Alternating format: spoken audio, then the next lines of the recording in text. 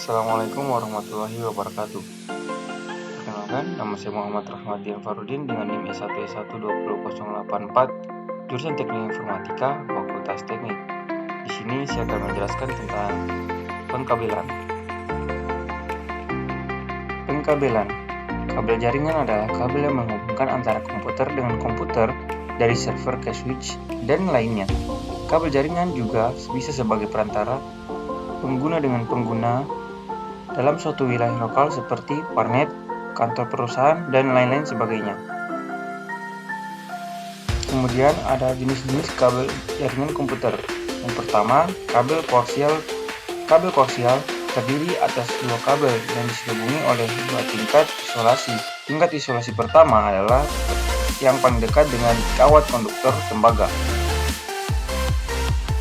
Kemudian, karakteristik kabel koaksial. Yang pertama, kecepatan dan keluarannya 10 sampai dengan 100 Mbps. Kemudian 2, biaya rata-rata per node murah. Ketiga, biaya media dan ukuran konektor medium.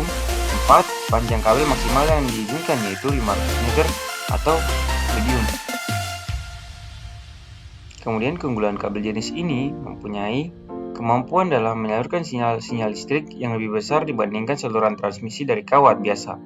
Selain itu, kabel koaksial memiliki ketahanan arus yang semakin kecil pada frekuensi yang lebih tinggi. Kabel UTP atau Unshielded Twisted Pair merupakan sepasang kabel yang ditwist atau dililit satu sama lain dengan tujuan untuk mengurangi intervensi listrik yang dapat terdiri dari 2, 4, atau lebih pasangan kabel. Umumnya yang dipakai dalam jaringan komputer terdiri dari 4 pasang kabel atau 8 kabel.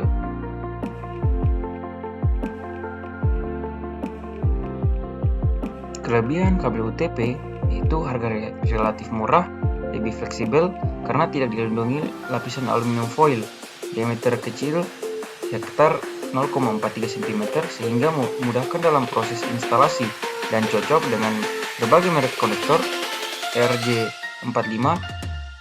Pemeliharaan relatif murah, kerusakan pada salah satu salurannya tidak mengganggu keseluruhan jaringan.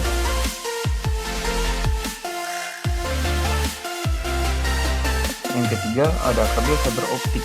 Kabel fiber optik adalah jenis kabel yang berfungsi mengubah sinyal listrik menjadi cahaya dan mengalirkan dari satu ke titik ke yang lain. Bahan utama dari kabel jenis fiber optik ini adalah dari serat kaca dan plastik yang sangat halus, bahkan lebih halus dari sehelai bulu rambut manusia. Beda halnya dari kabel lain yang memakai bahan tembaga.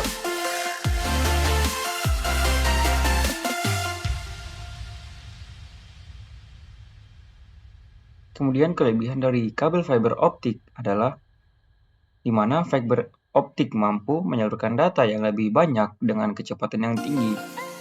Kemudian bisa mencapai Gbps atau gigabit per second sehingga lebar pita bandwidth menjadi lebih besar. Kemudian memiliki ukuran yang lebih kecil dan ringan daripada kabel lainnya, sehingga dapat menghemat tempat.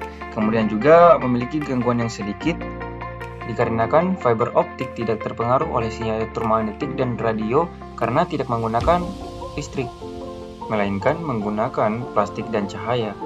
Bahkan fiber optik tidak memerlukan repeater atau penguat sinyal. Jika diperlukan repeater, biasanya akan diletakkan di jarak yang jauh, sekitar 50 sampai dengan 100 km.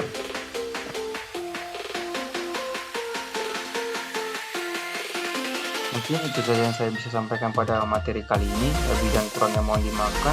Saya akhiri dengan ucapan wabillahi taufiq wal hidayah. Wassalamualaikum warahmatullahi wabarakatuh.